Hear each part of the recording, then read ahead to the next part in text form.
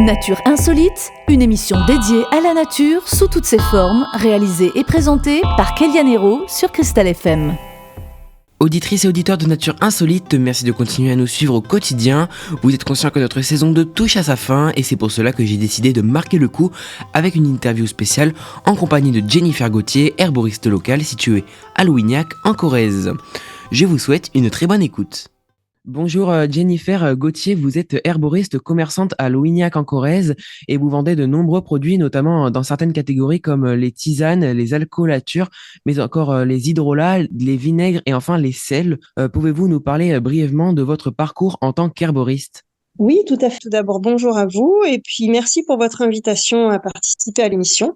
Alors moi, j'ai créé mon entreprise Les Bonnes Plantes en juillet 2020, après une période de reconversion professionnelle. Les plantes et la nature, ça a toujours fait partie de ma vie et j'avais de la place pour démarrer une activité agricole autour des PAM, donc les plantes aromatiques et médicinales. Donc je me suis lancée dans la production et la cueillette en vue de commercialiser des produits de phytothérapie pour le bien-être et le plaisir. Et en parallèle, je me suis formée en herboristerie sur l'usage des plantes médicinales auprès de l'École lyonnaise des plantes médicinales.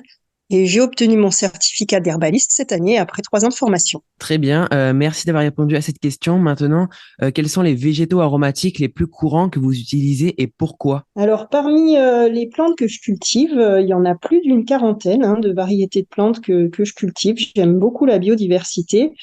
Je travaille beaucoup avec l'ortie, qui est une simple médicinale que j'aime beaucoup. Alors, celle-ci, je la cultive pas, elle pousse toute seule. C'est pour ça que je l'aime bien aussi. Et elle est disponible toute l'année en cueillette sauvage et elle a de nombreux bienfaits pour la santé. Elle est pleine de minéraux et d'oligo-éléments, elle est reminéralisante et elle a un effet tonique. C'est souvent une plante méprisée qui est prise pour une mauvaise herbe et pourtant c'est une grande médicinale. Moi, dans mes produits, je la décline en tisane, en alcoolature, je la mets dans des vinaigres, je la distille pour avoir de l'hydrolat, vous voyez, donc je l'utilise vraiment beaucoup.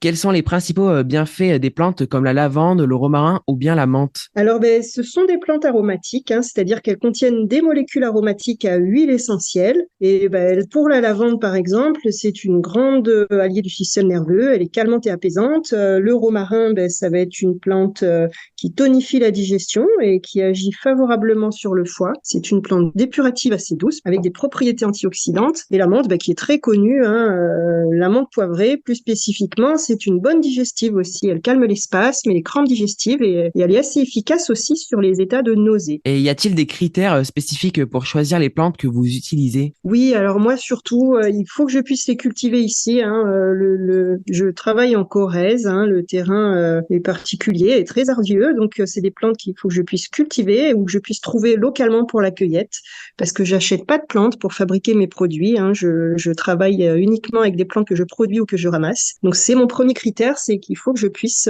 soit les cultiver, soit les trouver par moi-même. Désormais, passons dans le domaine de la distillation des huiles essentielles. Pouvez-vous nous expliquer rapidement le processus de distillation des huiles essentielles ? Oui, bien sûr. Alors la distillation, ça se fait dans un alambic. C'est un processus qui extrait à la vapeur d'eau les essences aromatiques et les hydrolats à partir des plantes utilisées. 2 produits vont sortir de l'alambic lors de la distillation, c'est l'hydrolat et l'huile essentielle. Alors, il y a certains végétaux qui contiennent pas ou très peu d'essences aromatiques, comme la rose, l'ortie, le plantain, et d'autres qui en contiennent beaucoup, comme le thym, la lavande, le laurier. Et Jennifer, quels sont les principaux défis lors de la distillation des huiles essentielles ? Alors, pour obtenir des huiles essentielles, déjà, le principal défi, c'est d'avoir suffisamment de plantes à distiller. Il en faut beaucoup. Personnellement, moi, j'ai très peu d'huile essentielle quand je distille mes plantes parce que je n'ai pas assez de volume. Donc, j'arrive à obtenir quelques millilitres parfois que je garde pour ma consommation personnelle. À titre d'exemple, pour la distillation de la lavande officinale, je crois que 1 hectare de lavande officinale, qui donnerait à peu près 2 tonnes de plantes, on obtient 30 kilos d'huile essentielle. Donc, si on fait un ratio, pour avoir 1 kilo d'huile essentielle, il faut 80 kilos de plantes. Donc, il faut beaucoup de volume. D'accord.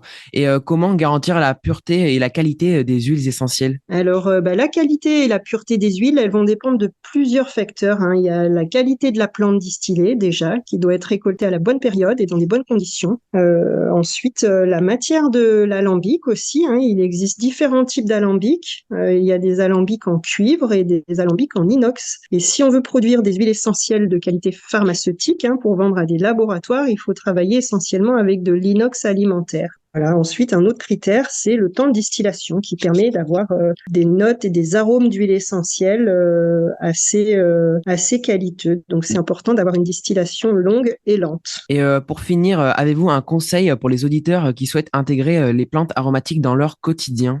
Oui, alors un des premiers conseils que je peux donner, c'est d'avoir son petit jardin et de cultiver soi-même ses aromatiques et ses médicinales. Il y en a des très simples à cultiver qu'on peut utiliser en cuisine ou en tisane, comme le thym, le romarin, la mélisse, la menthe. Il y en a beaucoup d'autres. Et puis, pour ceux qui n'ont pas la main verte, voilà, ils peuvent toujours venir me voir, je les conseillerai. Et Jennifer Gauthier, nous vous remercions d'avoir été avec nous. Pour rappel, vous produisez vos propres produits pour votre propre commerce à Louignac et les auditeurs peuvent se rendre sur place ou bien en ligne sur www.lesbonnesplantes.fr pour retrouver et commander tous les produits nécessaires pour leur quotidien. Sur ce, je vous remercie d'avoir été avec nous. Bonne continuation et à bientôt. Merci beaucoup à vous.